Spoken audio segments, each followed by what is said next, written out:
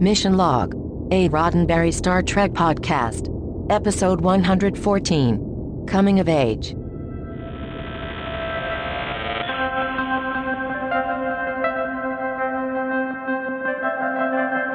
Welcome into another episode of Mission Log, a Roddenberry Star Trek podcast. I'm Ken Ray. And I'm John Champion. Today, on a very special episode of Mission Log, Coming of Age, the one where Dr. Crusher finds cigarettes under Wesley's mattress, where Wesley kisses a girl while backpacking through Europe, and the Enterprise crew adopt a wisecracking kid who shows them all what it means to be a family. Look for Kristy McNichol in this episode. It really is just, it's truly special. Each week on Mission Log, we take apart an episode of Star Trek or a telling of Star Trek of some sort, sussing out the messages, morals, and meanings, and whether the whole thing stands the test of time. And as John said before, this week we are coming of age. I'm kind of excited. Oh! Yeah, just giddy. Just giddy that we're coming of age. My voice was changing, actually. Yeah. Is what was happening right there. Do they even do the after-school specials anymore? I don't know if they do. They made a ton of them back in the day. Yeah. And Kristy McNichol was the only one I could think of. It seems like I remember seeing her in one, but that might have actually just been Family. Right. It could be. Now that I think about it. But there were a lot of big stars who did the actual... Sure. Yeah. Yeah, absolutely. Because, what's going to get people to pay attention to morality more than, say, Kristy McNichol, or Leif Helen Garrett. Hunt. Helen Hunt, sure. There you go. Absolutely. Yeah. Eric Stoltz, except now we're doing Mask. You see, that's still not an after-school special. It just seems like one. Right. As does Coming of Age. We're so far off track, it's not even funny. Yeah.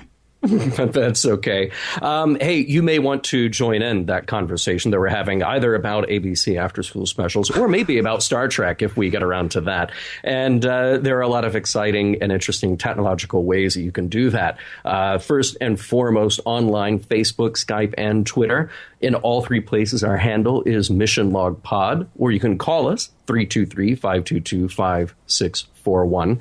You can email us, missionlog@roddenberry.com. And our show website, including discovered documents, is at missionlogpodcast.com. And we also have two distributors who carry our show that we're very pleased to be a part of, trekmovie.com and Trek FM. That's trek.fm. And remember, we may use your comments on an upcoming episode of Mission Log. Now, we kind of screwed up a tiny bit there, John, because that's a whole lot of stuff for you to say, but you got a whole lot more stuff to say. Are you ready? Can you do it? Do we need to take a break? Do I need to vamp for a few minutes? Or do you think, are you ready for this week's trivia? I'm good to go. All right. Well, you're like James Brown. You're the hardest working man in podcasting.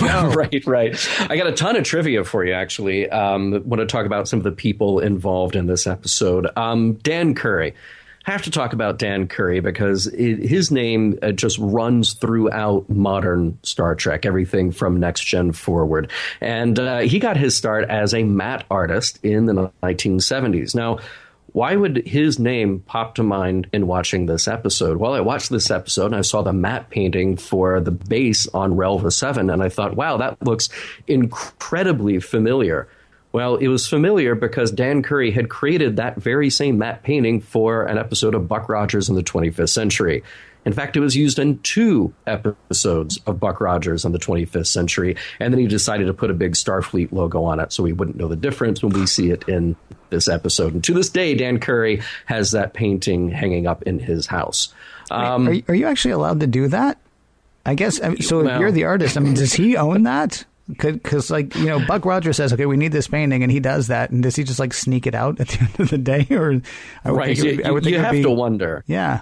Normally, you don't get to do that. Okay. But maybe they were just feeling generous. I mean, it is interesting that he's actually not credited on Buck Rogers. There was an effects team on that show, and he, along with one other matte artist, did all the matte work. He did some incredible matte work for that show. His name actually isn't credited in that show, which is kind of strange. Now, his first Star Trek job, though, is that he did the title design for Star Trek 4. In fact, a lot of his early work was doing titles for a lot of movies. And he went on to do so much Star Trek and so many other shows. And his credit keeps kind of changing from visual effects supervisor to coordinator to producer, all the way up through Enterprise. This episode, Coming of Age, was nominated for an Emmy for makeup, and particularly the alien special effects makeup that we see here. Now, it was written by Sandy Fries, but we actually have to give a huge amount of the credit to an uncredited Hannah Louise Shearer, who was uncredited for her extensive rewrite. She, of course, was a story editor during the first season of Next Gen, and we talked about her as being the writer on When the Bow Breaks. Mike Vihar was a director. This is his only TNG directing credit, but he does come back into later Star Trek series, so his name will pop up again. There is famously a missing scene for this episode. It would have been a preemptive 16th birthday party for Wesley in a lounge that is definitely in the forward part of the ship, but we don't know if it's on deck 10 or not. It was cut out for time. And can I say that it's preemptive because in the script, Wesley talks about how he will be turning 16, although if it was assumed that he was getting into Starfleet, he would have been gone by the time his 16th birthday rolled around. So they're having a little preemptive gathering for him, assuming that he would have been shipped off to the Academy. Now, Ward Costello plays Admiral Quinn. His career started in the early 1950s, and he retired shortly after his stint on Next Gen. Robert Schenken played Remick, and he started to transition out of acting in the mid-90s, and he started working more as a producer and writer. And he may be best known as the author of The Kentucky Cycle, which got him a Pulitzer Prize and a Tony nomination. John Putch played Mordok, and he has had a foot firmly in both the acting and directing worlds for most of his career, racking up just a huge number of credits. And Robert Ito plays Lieutenant Chang. He's another actor who has been in just about everything. You may remember him as Sam Fujiyama on Quincy M.E. or as Professor Hikita in Buckaroo Banzai. This episode proves the truth behind the Buckaroo Banzai statement. No matter where you go, there is Robert Ito.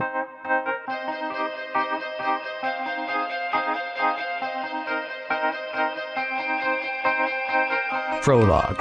Wes consoles his friend Jake about Wes getting to do something that Jake does not. It turns out that thing is taking the test to enter Starfleet Academy. Wes will be on Relva 7 taking the tests, while Admiral Gregory Quinn will be hanging out on the Enterprise for some reason. Picard and Quinn are old friends, and yet, surprise, surprise, the Admiral is less than congenial when he tells Picard that Quinn and the guy with him, Lieutenant Commander Remick, need to speak to him. Alone. Act 1. Quinn tells Picard that Remick is with the Inspector General's office. He'll be conducting a full investigation of the Enterprise. Quinn says he has reason to believe that there may be something wrong on the ship, but he cannot or will not say what, nor why. Remick displays the tenacity of a terrier in his assigned task, and Picard is ordered to give full cooperation. When they're alone, Picard appeals to Quinn based on their friendship. Tell me what you think is going on. Quinn gives Picard the brush off, then heads to his quarters on the ship. Great, we got the Admiral for the whole episode. On Relva 7, Wes is meeting the other 3 potential candidates. There's the attractive girl one, the Vulcan one, and the one who looks like a catfish. Not to be confused with the one who looks like a fish cat. Excuse me. The catfish kid is named Mordok. The others are called the attractive girl one and the Vulcan one. They don't really matter quite as much. I mean, come on, this is Mordok. The Mordok who constructed the Mordok strategy. You know, the Mordok strategy. The 4 meet Lieutenant Chang. He'll be running their testing. You guys are all great. Any one of you would be good enough for Starfleet, but only one of you was really good enough for Starfleet. This will be tough. Expect the unexpected. May you all do your best. On the bridge of the Enterprise, Remick is observing everyone, taking notes, and making people edgy. Riker and Remick circle each other like cats. Cats who don't like each other. Riker goes to find out from Picard what the heck is going on, but since Picard doesn't know, Riker finds out nothing. He storms out of Picard's ready room and ignores Remick's request for a conversation. He's got stuff to do. Act 2. Testing seems to be going well for Wes, Mordok, and the Vulcan one. The attractive girl one seems to be having a bit of an issue. Wes consoles the attractive girl one, and she says he's cute, which turns him a bit goofy. On the Enterprise, Riker apologizes to Picard for his earlier attitude. Also, he's ready to talk to Remick now, though he's still not happy about it. What Remick wants to talk about is a list of discrepancies in the captain's log. Riker says if Remick has questions about the captain, he should talk to the captain, but Remick reminds Riker that he is under orders to cooperate. And in short order, we get an idea of what Remick's doing. Remember all the stuff that's happened in TNG so far? Like that time Kaczynski, the guy with the Traveler, took the Enterprise to the edge of the galaxy? Remick quizzes LaForge about that. Remember that time Picard's brain was being taken over by the Ferengi? He's quizzing Troy about that. More on him later. In another part of the ship, Wes is hanging out in a deactivated holodeck. He's trying to think of something scary to confront on the holodeck in preparation for his psych test. He and Lieutenant Worf talk over fear. Worf is afraid all the time, but not of monsters. He's afraid of depending on other people. On the Enterprise, he has to do that all of the time, and it is a fear that he has never overcome.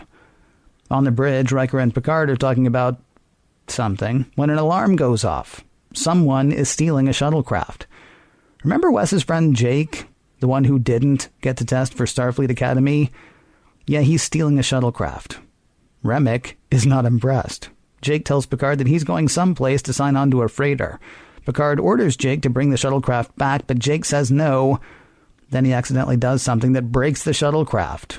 He's going to burn up in the atmosphere of Relva 7. Act 3. Picard talks Jake through a really risky maneuver. A totally risky and counterintuitive maneuver that ends well. He bounces himself off Relva 7's atmosphere rather than burning up in it. Even Remick is all smiles. For a moment, then it's back to normal. How the heck did a kid steal a shuttlecraft from your ship, Picard? Riker says Jake's a Starfleet Academy candidate. Picard says sometimes kids do dumb things, but Jake's actions will be dealt with. Back on Relva 7, Wes and Mordok are confronted by a mountain of a Starfleet officer. He bumps Wes, who apologizes, but the officer gets hostile. So Wes gets hostile back. You want to go? Bring it. The officer's impressed. He calls Wes friend. Then he takes off. Mordok doesn't get it, though Wes explains that halfway through the confrontation, he noticed that the guy was Zaldan. They hate courtesy. They think it's phony. Lieutenant Chang is impressed. Yes, that was part of the testing. Way to go, Wesley. On the Enterprise, Remick is quizzing Data. Remick says there is something wrong on the ship. Data says, no, there isn't. And I got a computer for a brain, so I would know if there were. And there isn't. So there. Questioning Worf and Dr. Crusher doesn't go any better for Remick. Finally, he's questioning Picard. So you violated the Prime Directive when dealing with the Edo just to save Wesley Crusher? And with that, Picard has had enough. Remick's had enough time to do whatever it was that he was supposed to do. If there were anything wrong, he'd have found it by now. And now, if you'll excuse me, I'm going to go talk to my friend, Admiral Quinn. Act 4. Picard takes his case to Quinn. It basically boils down to, dude, what the heck? Quinn calls for Remick to present his report. On Relva 7, the testing continues. Mordok is freaking out about some sort of spatial math problem, though Crusher talks him through it. Unfortunately, that costs Wes some time, though he does complete the problem. Lieutenant Chang congratulates Mordok. That was the second fastest time ever on that test. Mordok points out that it only happened with Crusher's help, but a win's a win, Catfish. Take it. Now gear up. Your psych test is on the way. Back on the Enterprise, Remick is finally giving his report. This ship is awesome. Whatever issue you're looking for, Admiral Quinn, it's not here. If there's any fault, it might be a little too much familiarity among the bridge crew, but that mostly comes from a feeling of teamwork and family. And by the way, Captain Picard, when my tour at the Inspector General's office is done in 6 months, I totally want to serve under you on this ship. Yeah, hold your breath for that. All right, Quinn, now you've got some explaining to do. Quinn says he had to be sure that Picard was good because he and a few others suspect that someone or something is trying to destroy the Federation. Maybe nothing, but it may be something. And he had to know where Picard stood. Now that he knows, he wants to make Picard an admiral, and he wants Picard to take over as Commandant of Starfleet Academy. He wants Picard close. Jean-Luc says he'll think about it. Act 5. On Relba 7, an obviously shaken Mordock is leaving his psych test. It's Crusher's turn. He sits, he waits, then he hears an explosion. Hesitantly, he leaves the room and finds the source of that explosion. 2 officers are trapped under debris in the environmental lab. Well, one's trapped, the other is frozen in fear. Crusher drags the trapped officer to safety, trying to talk the frightened individual into moving. He gets the one man out, but the other one stays in the room as it seals itself off. Wesley tries to tell Chang what's happened, but... oh, guess what? This was the test! It turns out Wesley's biggest fear has always been having to make a life-and-death choice for other people, just as Picard made that choice where Wesley's father was concerned years ago. Chang tells Wes that he did well. Time now to see who goes to Starfleet Academy and who stays home, and the winner is... Mordock! He says it should have been Wes. Wes lost time by helping Mordock, though Chang says that's not what made Wes a loser. Or Mordock a winner, depends on how you look at it. Better luck next time, Attractive One, Vulcan One, Wesley. Back aboard the Enterprise, Picard bumps into Jake. He commends him for keeping his head in the face of death, and he hopes Jake has learned running away doesn't solve anything. He also bumps into Wesley, who apologizes for letting Picard down. He failed. He failed Picard. He failed the Enterprise. Did you do your best? Yes. Will you do better next year? Yes. You have to measure your success and your failures within, not anything that I or anyone else might think, Wesley. Also, Picard says he failed Starfleet's entrance exam the first time, but not the second time. Keep that under your hat, please. Picard tells Quinn that he will not be taking over at the Academy. Ah, well, who knows? There may not be a conspiracy anyway. I'm old and might just be seeing conspiracy everywhere. Ta-ta for now. The end. Ken, I just want to make sure that we're very specific. That's the Mordock. The Mordock strategy. I mean, honestly, yeah. I had to pause it because I never thought that we would actually see. It's like a football play, isn't it? I don't know what the Mordock strategy is. Well, Wesley does. I know. Well, who doesn't? I mean, sure, the audience. maybe Mordock is just incredibly vain, and either his first name is the, so he makes sure that people address him that way, and maybe he just labels everything with his name. Like, yeah, that was the Mordock strategy. This chair I'm in, that's the Mordock chair. Maybe this computer, that's the Mordock computer. That's possible, I guess. I'm thinking Wes actually needs a new PR guy. Because as cool as the Mordock strategy is, let's get Mordock drunk. Let's, then head some space debris coming straight for them. And then let's make the only problem that's going to be, able to fix it, something that it would normally take months to do. But a drunk Wesley Crusher can do it like with his eyes closed, right? Inside of like a minute. I mean, I'm thinking the Mordock strategy, I don't know how good the Mordock strategy is. Yeah. But I mean, Wes has pulled off some pretty cool stuff. He has. Yeah. He has. Nobody named a strategy after him. I know, right? Yeah. The drunk kid maneuver. Right. So interesting things in this episode. Right at the beginning, they wasted no time in beaming Wesley down and Quinn up. And I'm just thinking a good thing there was that just half a second pause in between. Yeah.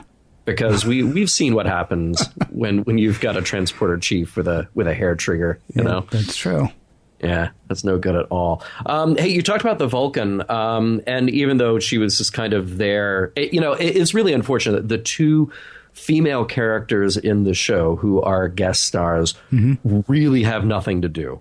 Yeah. I mean, they really are just there as dressing around the Wesley/Mordock story. But this is the first Vulcan character with a speaking role in Next Gen. Is it really? It is, yeah. Wow. Yeah, we got a glimpse of a Vulcan before. Yeah, there was a whole Vulcan family one time, wasn't there? Yeah. Huh. But we actually let her talk. Yeah. So that was cool. And I do have to say that, Mordock, the Benzite is really cool. Yes. Like, it's awesome looking makeup. That's, of course, why they got the nomination for the Emmy. And it's just a great kind of like outside the box idea of what an alien could or would look like. And you sit there and you build this idea in your head of like, oh, well, of course he has to have the little thing in front of his face so he can breathe. And why not? you know? Yeah, I was actually trying to suss out that effect. Like, do you put a little bit of dry ice in there so that every time he breathes, there is that steam? Because it worked with his breath. I thought that was impressive. Yeah. I don't know if that counts as costume or makeup at that point. Oh, right. If that part does. But either way, that part was impressive. Although, you know, he really did look like a catfish. He did, or a fish cat. No, he didn't look anything like a fish cat. He did. Yeah, that's right. Yeah, he looked more catfish than fish cat. Very much like a catfish, yes. Yeah. Wesley is really not cool. And I felt bad for him in the opening scene chasing down Jake. Like, even before we knew what that scene was about, it just felt like the cool kid who wanted nothing to do with the nerdy kid. And then I just felt bad for his awkwardness overall. And they kind of made a thing of it in this episode, particularly where you had the girl say to him, like, oh, you would be really obnoxious if you weren't cute. Yes. You know? She thinks I'm cute. She thinks you're obnoxious. No, she thinks he would be obnoxious if he just weren't so darn cute. Yeah, but what led into that was the one-to-one matter/antimatter mix, and I felt bad that anybody would get that wrong. It's like that whole string of numbers. It's like that whole string of numbers where they're like, you know, times this divided by this, you know, times 0 plus 1. What's the answer? Oh, it's 1. 1, you know? right. Yeah, because they did the whole, like, if a train leaves Chicago, you know, with antimatter. Yeah. And if another train leaves L.A., also with antimatter, you know, there's still just one answer. Right. Yes. Right. I don't know if you noticed it, Ken. There was a very important moment in this episode, crucial to our understanding of Star Trek, and particularly what is to come in later Star Trek, and that is the Riker sit. Was this the first time? This was the first one. Oh, wow. He comes into the captain's ready room. Remick is behind the desk, and Riker, like he is mounting silver in a remake of the Lone Ranger, he straddles that chair from behind. Yes, which sounds dirty when you say it that way. Also, I will say more people have seen Riker do that than ever saw the remake of the Lone Ranger. Yeah. Yes, such a shame. That's kind of topical. Of course, I meant the 1981 Clinton Spilsbury. Incredibly bloody, violent with Christopher Lloyd, actually. We all talk about Christopher Lloyd's turn in Star Trek, but very few people talk about his turn in the Lone Ranger remake, mostly because very few people saw the Lone Ranger remake. Or Jason Robards as Ulysses S. Grant. Wow. Is that right? Yeah. Yes. Yeah. So let's see. It's the Moonlighting podcast and the Three's Company podcast, and then the X-Files podcast, and then all the Lone Ranger remakes podcasts. So and Kolchak, Night Stalker, coming after that. I've never heard of that show. No, but yeah, here's the thing with Riker. So of course it stood out to me because if you're listening to our show and you are, then you exist sometime in the 21st century or beyond. And there's this video that's been going around of all the edits of Jonathan Frakes as Riker just mounting his chair from behind. Yeah. And Jonathan Frakes is a tall guy, and on the set, these are kind of little chairs. So rather than sit in it like a normal person, he lifts his leg and just sort of crawls over the chair. And I kind of, in this scene, I actually felt like it was justified. Because they have so much tension between them. Yeah. And here's Riker, the tough, tall guy, and he's like, look, I'm so giant, I could crush you like I could crush this chair. Yeah. You know? So it kind of worked. Now, every moment after this, I don't know. We'll have to see. It's just a habit. Yeah. Yeah. Let's talk about Jake, because he stole a shuttlecraft, and I kept thinking, now, he radios to Picard and says, I'm just going to go get a job on a freighter. Right. And I keep thinking, cool, but even if you get that job on a freighter, you stole a shuttlecraft from a Federation starship. Right. It's not like a neutral zone where you're just going to like, oh, you know, we'd get him and we'd get our ship back and we'd press charges, but he's on a freighter now. He's probably going from mining colony to mining colony. We'll let him go. I don't think they would do that. Yeah, he's not. Well, I mean, the point is he's not thinking, right? No. Okay. No, he's not. So, I mean, if you're trying to figure out his justification for doing this. Well, yeah, and I am. And I am. Let's just move on. I mean, he was embarrassed, you know, so he did something completely dumb. Yeah. That's it. Yeah, but then he thought it out enough to think, like, here's what I'm going to go do. But, all right. Yeah. Well, here's the thing. Picard cuts him some slack. Yeah. Because we could have had a real Picard freak out moment when he confronts Jake. But Picard is totally cool. And I had to wonder if it was maybe the whole investigation environment that changed him, at least for a little bit there. Yeah, Picard is totally cool in this episode, actually, but we should come back to that. Okay, we will. I don't think we can avoid coming back to that, actually. But yeah, Picard is totally cool in this episode. Yeah. Across the board. Who also plays it cool is Wesley in the moment meeting the Zoldan with the webbed fingers. And Zoldans hate courtesy, rather. Yes. And they see it as phony social behavior designed to hide true feelings. And I thought, well, that's actually kind of nice. Probably not functional in any real way, but all right. That's a pretty cool thing there. And I felt like Beverly had a really good moment confronting Remick. What do you think about that? It was a series of intercut scenes where you had Data, Worf, and Crusher all back-to-back being interrogated. And speaking of people playing it cool, Beverly totally played it cool. Yeah. No, it was a good moment. I mean, it was I didn't mention it in the recap because, I mean, basically he's just going around and quizzing everybody. Yeah. But yeah, so he wants to know how she feels serving under Picard, who of course we still don't know exactly how it is that Picard is responsible for the death of Jack Crusher, but we're given to understand that it was either under his command or because of something that Picard did directly. Yeah, they made it sound like a choice that he made. Well, they made it sound like that when when talking about the whole thing with Wesley later, certainly. Yeah. But yeah, she just tells him it's none of your business. How I personally feel about this person has absolutely nothing to do with what you're doing here, and so I'm not going to talk to you about it.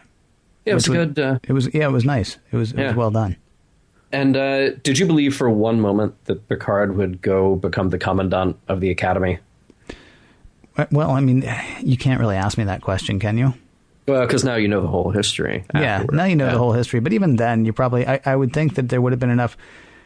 What's the best way to put it? Probably if they were going to replace the captain mid-season, they were actually going to end up just losing the show. So I can't imagine while watching it that I was thinking, oh, wow, is he really going to leave? That seems unlikely. But I don't think that was, well, again, we have to wait until we get to that other part. I like how they treated Picard in this. Not only how cool Picard was through the whole thing, but how they treated Picard in this. But we'll have to wait until later to find out why.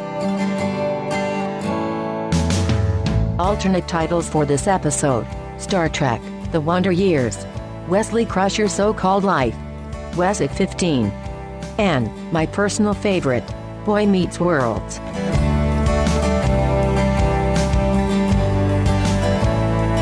Ken, should it worry us that we're starting to see a political side of Star Trek? And I don't mean the show making political statements, which it has all along, which we will continue to discuss, much to the chagrin and disappointment of some pieces of our audience. I mean just the fact that there are politics, distasteful politics, in the future presented by Star Trek. So you're left then with Picard after he's gone through this rigorous investigation, and there was a lot about it that obviously was very distasteful, and you could almost draw a line and say, okay, well, were the writers inspired by the idea of the McCarthyism in Hollywood, or were they inspired by the idea of J. Edgar Hoover throughout most of his career having files on people and doing all these sort of secret investigations into people's lives?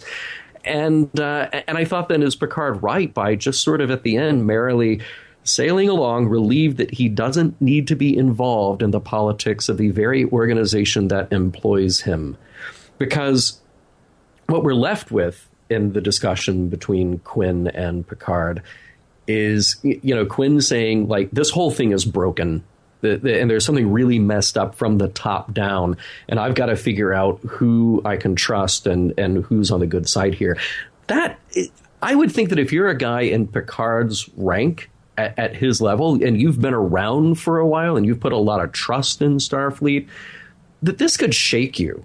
This could really shake you to your core. And I feel like this is maybe an indication that, as we've started talking about a little bit a couple of weeks ago when I mentioned Section 31 and how that's a thing that will be coming and we'll see kind of a dark side. That are we worried now that we're getting off on this path that says, well, all is not bright and well in the future in which Star Trek exists? Are we worried about it? It depends on whether you're talking about in show or outside the show. I mean, I'll be honest with you. It didn't feel to me like this was actually. It's hard to have this discussion without jumping the timeline, but I think we have to a bit. There are certainly people listening to this show, and certainly people that we've had emails from who have said that what they're really excited about is when you actually do sort of get into that palace intrigue or that court intrigue kind of thing that happens inside this, right? Mm-hmm. And then there was the argument that we had when we started, I think, Next Gen, that Gene Roddenberry really didn't want that kind of thing to happen in Star Trek. Right. And he was still... maybe not in as much control at this point as he was when the whole thing was getting off the ground. But I mean, he was still around when this episode came out. My feeling was that the whole conspiracy angle was actually just a way to present continuity. And what's weird is I think it's presenting continuity to the viewer of that particular episode. I don't think it's starting any long chain of anything. At least it doesn't feel like it is. Because when Picard's like, well, now what is it that you think's going on? Then Quinn's like, it could be nothing. I can't really say. It's just a feeling. A few of us are thinking, and so we wanted to check you, but you're good.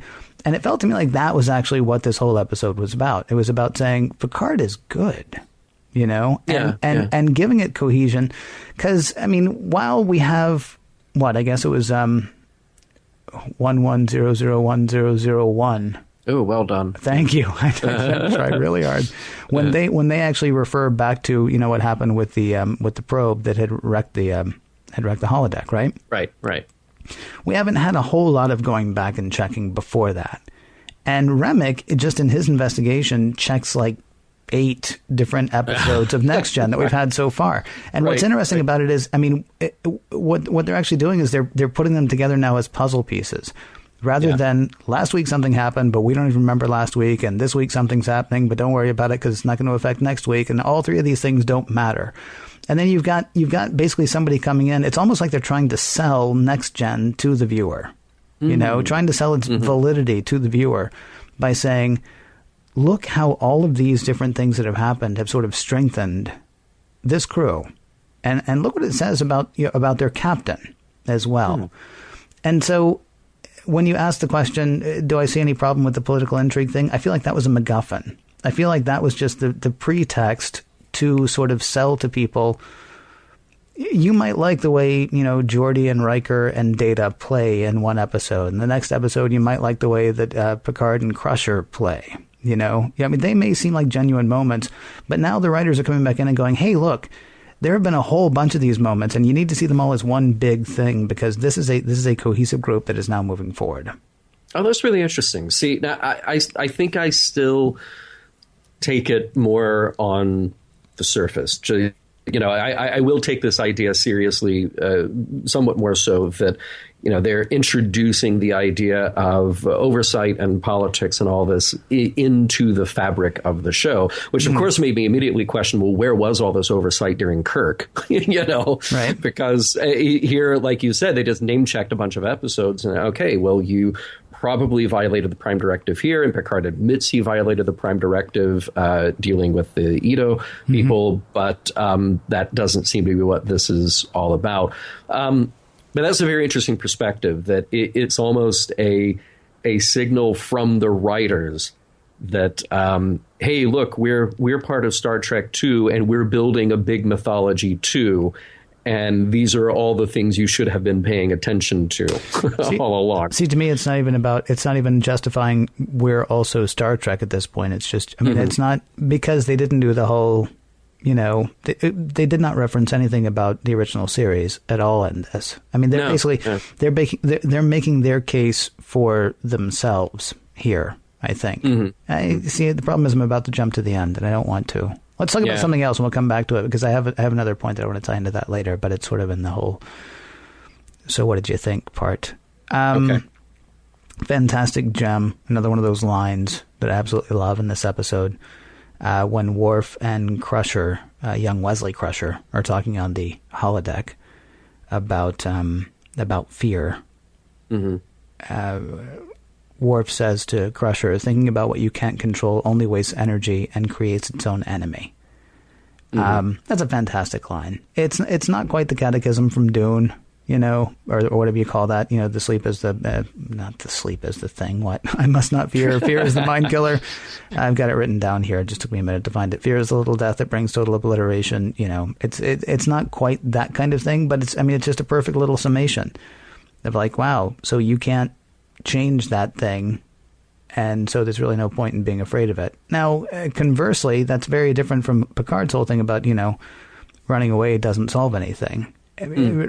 Worf is not suggesting a stick your head in the sand. He would never say, well, you can't really change that thing, so don't even be aware of it. You know what I mean? But he's also saying, if it's literally something that you cannot control, the only problem is, it depends on what you mean by you can't control it, right? If, and I don't know the best way to put it. Thunderstorms. You can't control a thunderstorm. If you're afraid of thunderstorms, there's nothing you can do about that. And so you can worry about them all the time, but either there's going to be a thunderstorm or there's not. Now, when there is one, certainly there are things that you can do. You can go inside. You cannot be outside playing golf. You can go ahead and put down that aluminum pole or that steel pole or whatever. There are things you can do to be safe. But suggesting to people that they not worry about things that they can't control, you don't want to go the other way and go like, well, did you vote? No, I didn't vote because my vote doesn't matter. You can't control blah, blah, blah. It's not saying that don't worry, be happy. But I just thought it was a line that stuck out to me. Although it's two very different treatments of fear in some ways that come from those two characters, I think. Well, I think they're both saying that you have to face it. We'll certainly come back to that in our wrap up. But yeah, I think the approach is very different. What it comes down to is that Wesley gets his own Kobayashi Maru test here. They had to change the name because, 80 years later, everybody knows about it. And, well, they already know how to cheat and win on that one. But Wesley, I don't know though. I don't know that it's just a Kobayashi Maru. What Worf had told Wesley was they know what your biggest fear is. He could have been Indiana Jones, right? It could have just been a room full of snakes.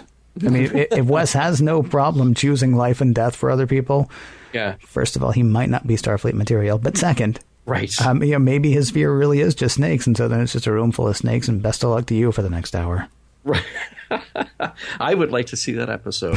It wouldn't be bad. Would be very interesting. But I apologize. I interrupted you. Go ahead. No, well, it did kind of make me worry, though. This goes back to my thing about the whole Inspector General's office and the sort of dark side of Starfleet, because it made me think, well, there are people within Starfleet now who are spending an awful lot of time and effort trying to figure you out.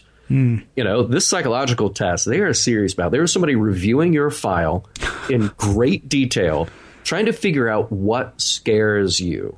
Yeah. And I was a little surprised at how incredibly small and specific the entry process is for Starfleet.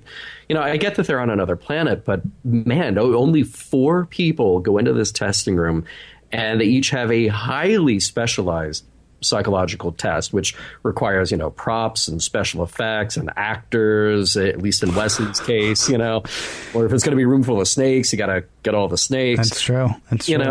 This is a lot of effort to go through. And I'm thinking, we have to fill a ship with 1,000 people. And there's not just one ship we need to fill with 1,000 people. There's a lot of ships that we need to fill with people. Yeah. So maybe we could do some learning on the job. Do you think this is why they can only accept one person from each planet? Because they've only got time to do 4 psych tests? Yeah, right. A year? Right. Do that kind of psychological workup for somebody? It takes a long time, It does indeed. But yeah, but somebody somewhere at Starfleet headquarters has got a file with your name on it and what scares you and what makes you tick and what they think about how your brain works, and then they can come use it against you. Oh, see, here's what we're going to do that thing, aren't we? Mm-hmm. Yeah, come I on. think so. Come on. The holodeck figured out how to make Riker fall in love with it. It's not necessarily people, dude. It could just be computers. Oh, even better. So computers stay running at night so they can torture you the next day. Yeah. Great. That's awesome. Yeah, sleep tight. Uh-huh. But now it is interesting that after Wesley goes through this very difficult moment, I mean, we're talking about a 15-year-old kid who has to go in and save somebody and watch somebody else presumably die. Yeah. And he kind of shrugs it off. He's very casual about it at the end. And I kept thinking, well, maybe if this had been made now, if this had been made in the era of new Battlestar Galactica, would it be psychological? Would it be tortuous?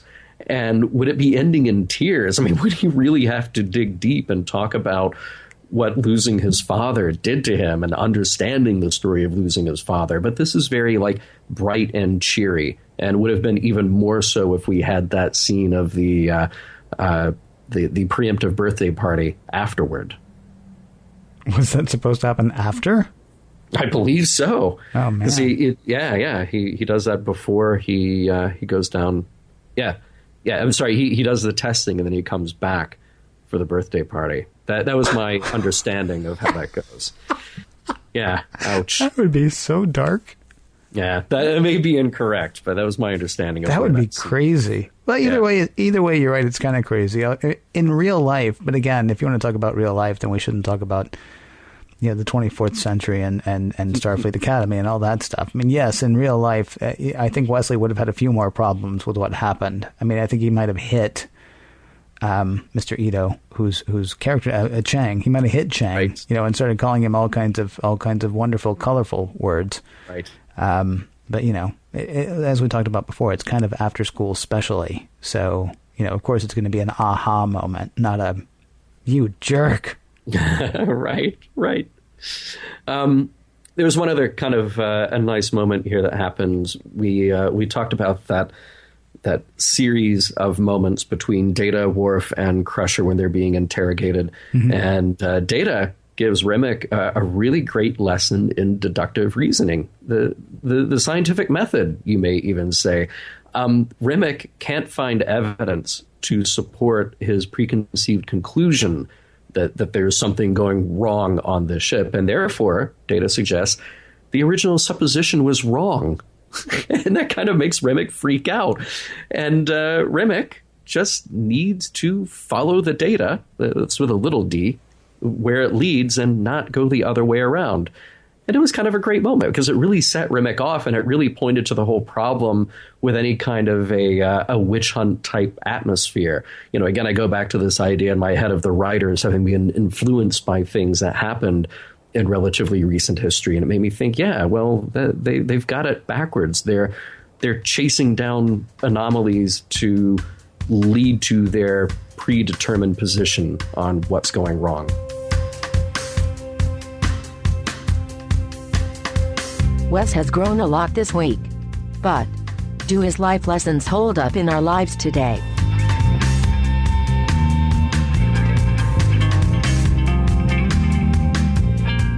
Ken, I feel like in the last 45 minutes, I've come of age, you've come of age. But the question is, has coming of age come of age? And I guess what I'm asking is, does coming of age stand the test of time? Does it hold up as an episode?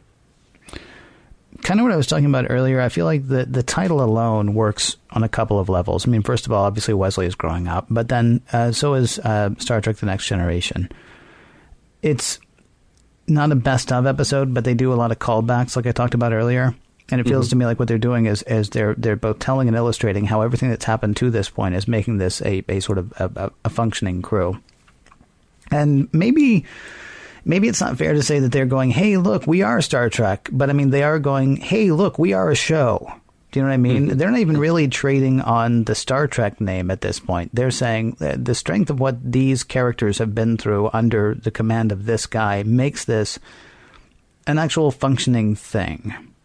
And so I kind of think that the title actually just coming of age works as far as this show is concerned. Specifically, as far as if only they had done it as a clip show. Yeah. And it's, remember that time we were trying to talk the Ito out of killing Wesley. You're right. And then do the wavy lines and yes. Yeah. And then, but then put a laugh track in it.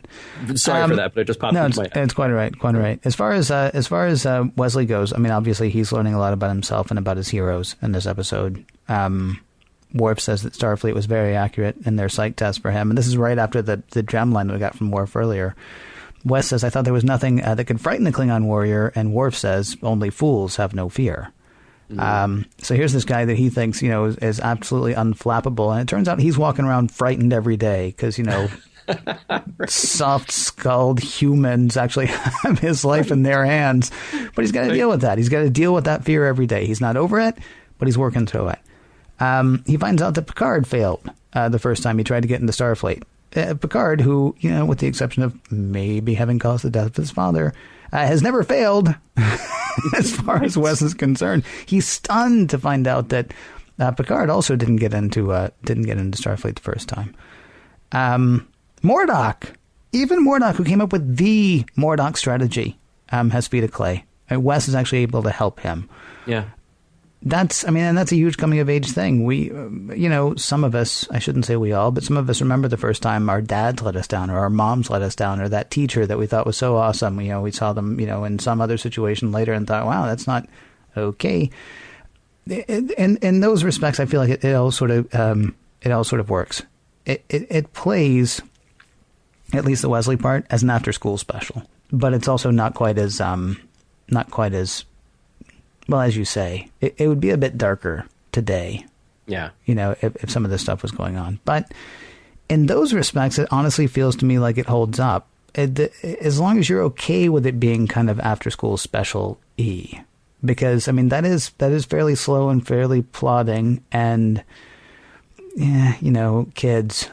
And they're not young kids. They're not 10 years or younger or anything like that. But, you're still dealing with you're dealing with a teenage version of a Star Trek story at this point. But I actually mostly I thought it was okay. Seeing both Crusher and Next Gen sort of come of age, seeing them both do that, honestly, it felt like it worked for me. What about you? Cool. Well, I think I'm maybe a little bit less forgiving overall. And but there are things that I like very much about this show. The rarity here compared to all of the Star Trek that we have watched so far is the acknowledgement of Star Trek's past, and maybe a little foreshadowing, but I don't want to jump the timeline. So we'll just have to hang on and see. As a show, as an episode, it's produced somewhat poorly. And I know that I called out some of the very good effects in this show, and particularly Mordock's makeup. It's really cool. But it's another one of those that look better to me in standard def than in HD. Especially there's this one shot looking down a corridor in the Academy testing facility, and you can actually see the shadow from the foreground set on top of the painting that is the forced perspective background. And yeah, it just made me sad. But, that's just me looking at little details like that. I think the ideas in it are fine. I think the ideas in it are great. Even if Rimmick was cartoony, I was intrigued by the idea that there may be something wrong with Starfleet. The idea that in and among all of the things that we call Star Trek's mythology about being out there and looking at space, it wasn't until really we got into the movies that Kirk had to deal in a realistic way with people above him. Every now and then you'd have a jerk Commodore show up on the ship, and then they'd be gone at the end of 42 minutes. But then you get to the movies, and then Starfleet becomes a real thing with a real structure and people that they have to answer to. And I was kind of intrigued by the idea that there is a bigger structure here that Picard and everybody else will have to deal with, and how much of that do we actually flesh out to to give some color to this world that we're projecting on our future. I really, honestly, I wasn't struck one way or the other by Wesley's story. Really? Yeah, because I honestly didn't care one way or the other if he got into Starfleet. And maybe part of that is knowing what is to come, but part of it maybe it's because it felt like an after-school special. And honestly, when they got to the end of it, and they announced that Murdoch was the one who got in, I thought, well, okay, if it had been even a little hokier, they would have given here's the Wesley Crusher special prize for helping out your friend trying to answer a question. It just seemed a little too on the nose, and I think I started to tune out during part of that. But I thought all of that was redeemed with his moment with Picard. I thought that was played very nicely. And even if it's a little unbelievable that would have happened to Picard, so what? It was still a really good moment. Why is it unbelievable? Wait, why is it unbelievable that it would happen to Picard? Well, because all we have seen of Picard is that he is pretty much perfect so far. Nobody's perfect, though. That's the whole point of the lesson. See, you tuned out the Wesley parts. That's the whole point of the lesson. I know. Presented, right? I know, but I mean that's what was so interesting and weird and intriguing by it is that you assume, even if you know very little about Star Trek: The Next Generation, you assume, wow, well, Picard's kind of got it all together because he always has it all together, and then he's the guy who announces that he didn't have it all together, right? So, all right. Yeah. Okay. So not bad. All right, but let's talk about messages because it's rife with them. Yes. All right, what'd you pick up? Well, I think Picard was smart not to become an admiral because he knows what happens to them. Yeah. They just become terrible, terrible people. They become noxious, disgusting, awful people that nobody wants to be around. So good on him for doing that. Right. I mean, the whole thing about facing your fear, the whole thing about not being guided by fear, I guess, or not being controlled by fear, is I mean, that's the bonk on the head message, right? It comes up a million times in this episode, and I guess that would be the one, honestly, that I would take. Because I really don't. I mean, I feel like I honestly feel like all the stuff that was happening with Remick and Picard and Quinn was really. I feel like it was an important B plot, but it was a B plot that was basically about. Well, as I've said like 3 or 4 times now, I think it was about Star Trek The Next Generation making the case for Star Trek The Next Generation. I didn't feel like there were actually messages there. I felt like that was character development there. I felt like that was, this crew saying, this crew is Picard's crew. And so I can go ahead and leave that part off, and all the message stuff happens, it feels to me, with Wesley, which, is like help out somebody who needs help. And don't be governed by your fear were pretty much the 2 big things that seem to come up in the Wesley story. What about you? Yeah, I mean, still can't trust the top brass Starfleet no matter what. Not at all. Yeah. Admiral, Commodore, whatever, just get away from them as fast as you can. Friends for how many years? Just doesn't matter. No. But yeah, facing fear, facing consequence, particularly with Jake, we learned that there.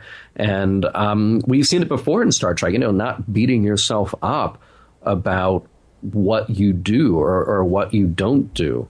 Wesley is ready to beat himself up over not being good enough, not doing well enough. He's terrified about the whole psychological profile test that he's given, and that he's despondent that he didn't get in. And I'm not saying that he shouldn't be or wouldn't normally be disappointed. Yeah. But he needs that little pep talk at the end to get him to go forward. I did forget about that one too. I mean, Picard actually says to Wesley, "Don't worry what I think of you; it's what you think of you. I mean, do your best." And that's pretty much all you can ask. So it's kind of that's an important lesson, I think, as well. Yeah, I think about that the Worf talk as kind of the discussion between the difference in courage and bravery. Because every now and then I've heard this discussion in movies before, and certainly in books before, on the idea that, to be courageous, it means that you absorb and understand that you are afraid, but you persevere anyway. And bravery is sort of given the idea that you're doing that thing without fear, and maybe Worf is making a case for being courageous, saying you have to absorb and assimilate and understand your fear. Maybe in the way that Kirk needs his pain to go ahead with what he's going to do. But yes, making this case for facing adversity boldly and unflinchingly. And I thought it was also kind of interesting that by the time we got to the end of this and we're kind of kicking Quinn and Remick off to the curb, that Remick sort of learns that you need some familiarity among the crew to really have an exceptional ship. You know, have you ever been in a situation, Ken, where you go to a job and they try very hard to say, look, no fraternization, and you're not here to make friends. You know, you're here to do your job and then get out. And they sort of really lay down these heavy, heavy rules about that. And if those were to be followed by the letter, you would probably have a very unhappy workplace. And Picard so far has sort of, at the very first, maybe leaned a little too hard to the side of being all business. But then things loosen up. Things have opened up. Maybe you're talking about Star Trek: The Next Generation coming into its own. The characters have relaxed into their positions, as well as the actors having relaxed into their positions. But the characters, for sure. Right. And it is part of that bonding that makes them better. Yes. No, I mean, right. There's an interesting thing that Remick does find. I feel kind of bad for him that he had a job to do, and when Remick says, "Oh, by the way, I'd love to come serve on this ship," and Picard stops just short of rolling his eyes. Right. You know, I mean, he doesn't say not no, but no way no in front of him. But I mean, it's obvious that that's not going to happen, which is kind of too bad because, I mean, you know, Remick had a job to do, and sadly he did it very, very well. So well that I'm guessing this is the last time we will see Remick. I can't remember. Yeah, because why would you want him back? Exactly. 6 months from now, he's not coming from the IG's office over here. I'll put it that way. Yeah. All right. Hey, Ken, before we go, a quick mention here of Roddenberry.com. We like to point out the different aspects of Roddenberry.com. Yeah, they have cool things that you can buy. They got props, they got toys, they got cool stuff. And yeah, they're a news portal. You can check out 1701 News. But I don't know if you spend, or our listeners have spent any time clicking through one of the items there, which is Adventure. And that will take you to Roddenberry Adventures. If you go to Roddenberry.com, click on Adventure, go to Roddenberry Adventures, and they do all kinds of cool real-world stuff.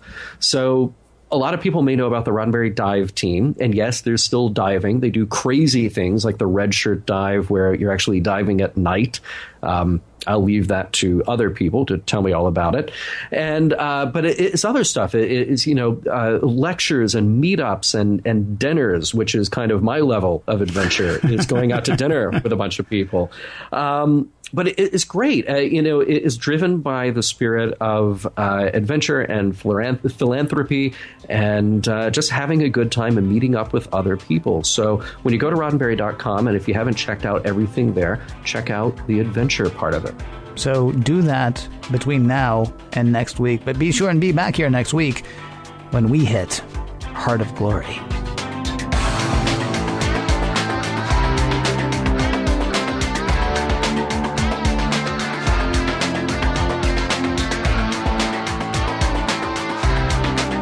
Some of the music for Mission Log provided by Warp 11, online at warp11.com, and from the album Messages by Key Theory, free to download at kitheory.com.